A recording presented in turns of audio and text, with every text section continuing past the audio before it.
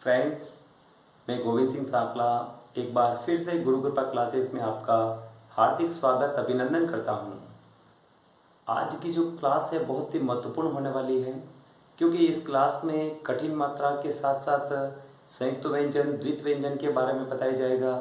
और इससे पहले हमने जितनी भी मात्राएं पढ़ी है उन सब मात्राओं का रिवीजन होने वाला है, दोहरान होने वाला है। तो इस क्लास को आप अंत तक देखें। तो शुरू करते हैं आज की क्लास। ऋ से ऋषि, मैंने कहा था कि जो ऋषि है, ऋषि की मात्रा को हम अंत में रखेंगे, इसलिए इस मात्रा को हमने अंत में रखा है। तो ऋ से ऋषि।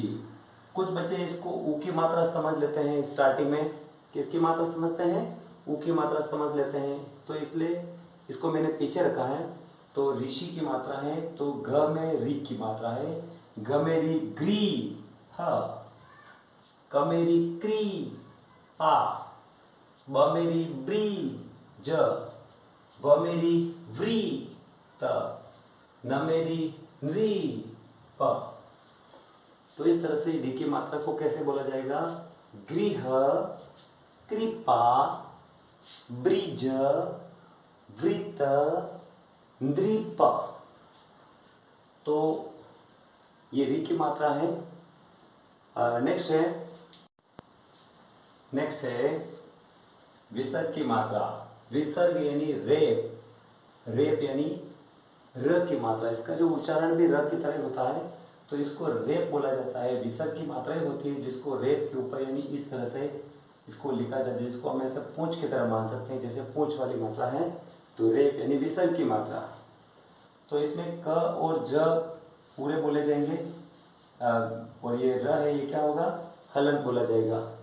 तो इसमें ब और फ पूरा बोला जाएगा, र को हलंत बोला जाएगा। तो क और ज के ऊपर हमको क्या देना है? जोड़ देना है। इसके ऊपर जोड़ने देना, तो क्या करेंगे? यहाँ से क के साथ में इसको जोड़ देंगे। क को और इन दोनों को एक साथ कनेक्ट करने के बाद में हमें क्या बोलना है? ज बोलना है। तो क से स्टार्ट करेंगे, कर ज। कैसे बोलेंगे? क के साथ में रेप को बोलना है, यानी विसर्ग को बोलना है, कर ज। ब के साथ में इसको बोलना है, बर फ। फ्लाई कैसे करते हैं? उड़ते हैं ना, उस तरह से क को उड़ाना है और फिर ज को ज के ऊपर लाके छोड़ना है।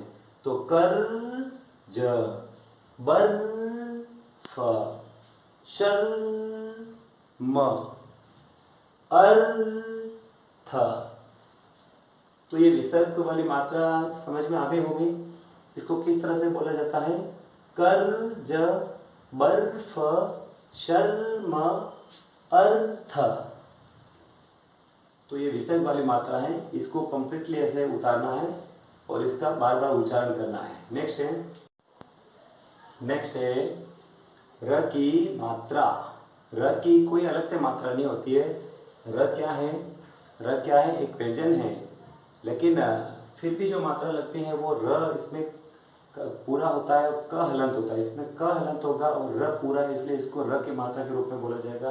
तो क के अंदर र की मात्रा, तो क में र क्र, क में र क्रम, न म में र म्र, नम्र, ट र, ट के अंदर र ट्रक, व क में र क्र, वक्र, श के अंदर र श्रम, श्रम। तो जो ये शब्द हैं, इस शब्द के अंदर र पूरा है और क हलंत है। इसको हम आगे समझेंगे। तो क में र क्रम, न म में र म्र, ट में र ट्रक, व क में र क्र, वक्र, श में र श्रम। तो यहाँ तक क्लियर हो गया? ये र की मात्रा हुई। तो फ्रेंड्स, अब इसको क्या करते हैं? हम इनको मात्राओं को डिटेल से पढ़ते हैं। ये क्या लिखा हुआ है?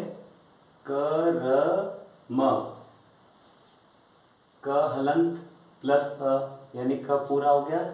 र हलंत प्लस अ, र, म हलंत प्लस अ, म, क में अ, क, र में अ, र, म में अ, म, क र म। इसमें देखिए क पूरा है, क प्लस अ, क हलन प्लस अ, क प्लस र।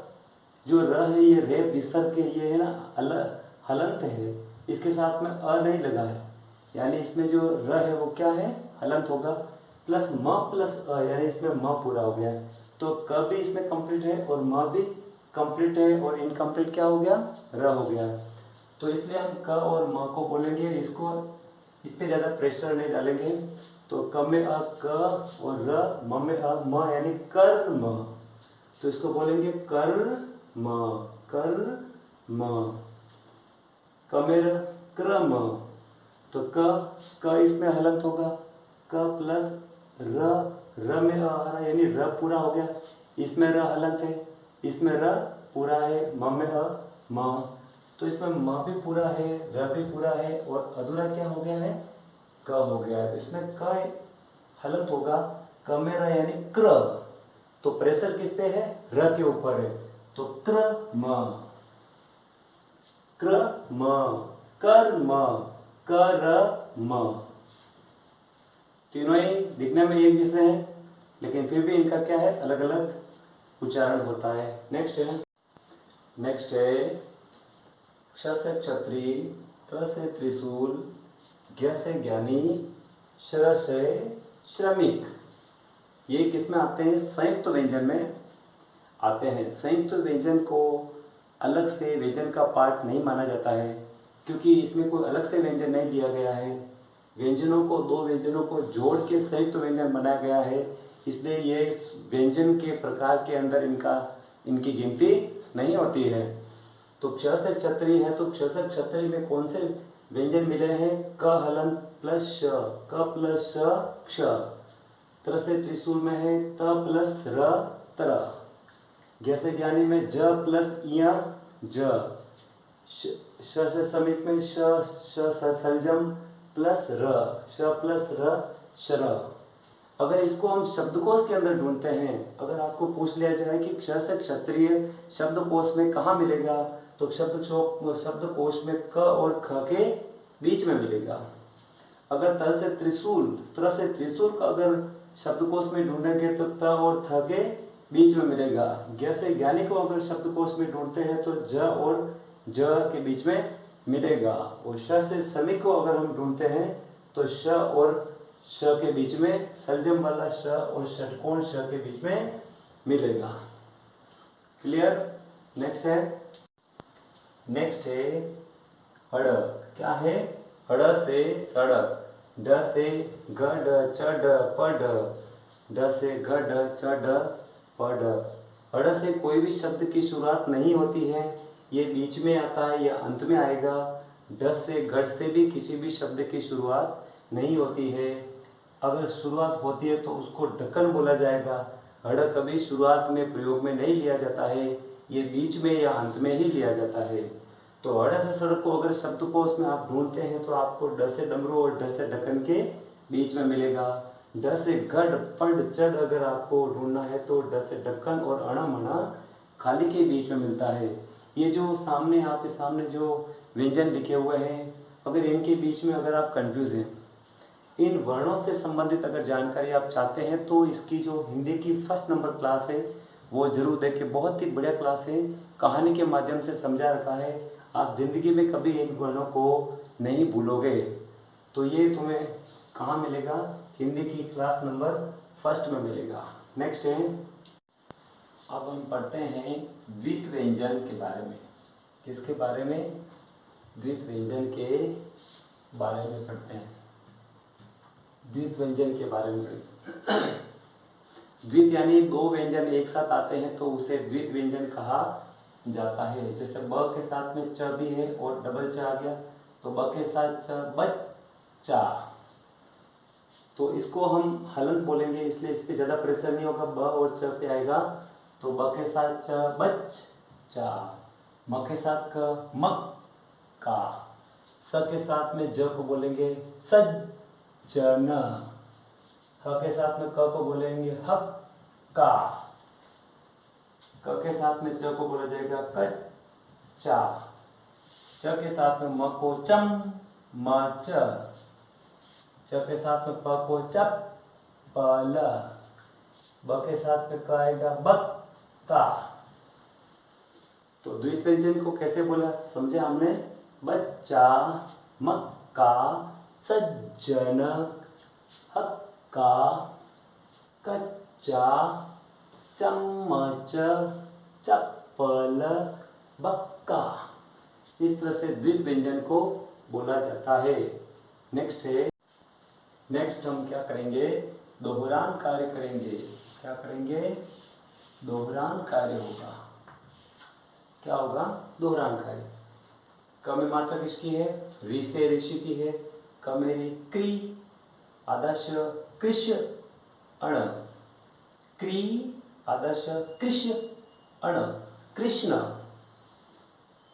जो हलंत होता है उस पर ज्यादा जोर नहीं दिया जाता है, उससे पहले वाले के साथ ही बोलते हैं। प में ऋषि वाली मात्रा, प में रि, प्री आदर्थ पृथ, वी, व में ई, वी, प में रि, प्री आदर्थ पृथ, वी, पृथ्वी। आ शी के साथ में विसर्ग बोला जाएगा, तो आशी, शी के साथ में र को बोलो, शीर्वाद, आशीर्वाद, आशीर्वाद। उ के साथ ज बोलेंगे, उज्जवल, दोनों ही कैसे है, हलंत है, उज्जवल। निरोग, निरोग, आदर्श के साथ यह आएगा, तो आदर्श के साथ या को बोलना श्याम, श्याम। स के ऊपर बिंदी है, स के साथ बिंदी है, और ये भी इसके साथ ही बोला जाएगा। स भी हलंत है, तो श के ऊपर बिंदी, स के बिंदी, सन आदर्श संस, स के ऊपर अनुसार है, तो संस, संस। कमेरी कृति, संस्कृति, संस्कृति। माँ के साथ तमेरी त्रि, मातृ, मातृ, मातृ। भूमि, भूमि, मातृभूमि। तो इस तरह से इसको बोलना है कि मातृभूमि, ताकि इसे पता चल जाएगा ना, बू बड़ा है और मी कैसा है, छोटा है। स हलंत है, स के साथ में वा को बोलना, आधा स और वा, स्वा, स्वाव, स्वाव। ल के साथ में म को बोलना है, लम बी, लम बी, स्वाव लंबी। स के साथ में म को बोलना है, स के साथ म आएगा, सम ब, संब। ब के साथ में न को बोलना है, बंध, संबंध, संबंध, संबंध। किसी, किसी। जमे आई, जैसा, जैसा। कमे आऊ, आऊ से औरत, कमे आऊ, काऊ न, काऊ न। पू छोटा है, प में उ, पु जारी, पु जारी। पूजा, पूजा। खमे की मात्रा, खोपड़ी, खोपड़ी, वही हड़ा से सड़क। द के साथ में विसर्ग बोला जाएगा, धर्म, धर्म। व कमेरा क्र, वक्र। च के साथ में श को बोलो, चश्मा। श सजम, क हलंते और तमे की मात्रा। श आधा क, शक्ति, शक्ति, शक्ति। अ के साथ में क को बोलना है, अक ल। अ आधा क, अक ल, अकल। ब के साथ में ल को बोलना है, बल ब, बल ब। अ के साथ में ल को बोला जाएगा, अल प, अल प। तो हमने क्या क्या दौरान किया है, इसको दोबारा पढ़ लेते हैं। ऋषि, कृष्ण, पृथ्वी, आशीर्वाद, उज्जवल, निरोग, श्याम, संस्कृति, मातृभूमि, स्वावलंबी संबंध किसी जैसा कौन पुजारी पूजा खोपड़ी धर्म वक्र चश्मा शक्ति अक्ल बल्ब अल्प। नेक्स्ट है, तो मित्रों आज हमने मात्राओं के बारे में भली भांति पढ़ लिया है। मुझे विश्वास है कि ये क्लास आपको बहुत अच्छी लगी होगी। मैं आपसे फिर कहना चाहता हूँ कि आप जो क्लासें हैं ये चारों क्लासें देखें। पहली क्लास वर्णमाला की है, दूसरी मात्रा ज्ञान की है और तीसरी भी मात्रा ज्ञान की है और चौथी है जो व्यवस्थित इसकी जो कठिन मात्राएं थी वो जो द्वित व्यंजन है और संयुक्त व्यंजन है उनकी क्लास आज ली गई। ये बहुत ही इम्पोर्टेंट क्लास है। और अगली जो हमारी क्लास होगी वो पर्यायवाची शब्द की होगी। पर्यायवाची शब्द से क्या होता है कि हमारा जो शब्द भंडार है उसमें बढ़ोतरी होती है। और इंग्लिश में भी अगर है तो हमें डिक्शनरीज में शब्दकोश हमारा शब्दकोश भंडार बढ़ाना है। तो मैं चाहूँगा कि अगली जो हमारी क्लास दूंगा वो पर्यायवाची की होगी और पर्यायवाची से निश्चित बच्चों का शब्दकोश बढ़ेगा और उनके भविष्य में दिक्कत नहीं आएगी। तो अगली क्लास हमारी पर्यायवाची की रहेगी। आपने इस क्लास को अंत तक देखा उसके लिए धन्यवाद। मिलते हैं अगली क्लास में, तब तक के लिए जय हिंद, जय भारत, जय राजस्थान, जय माधुरी देवस्थान।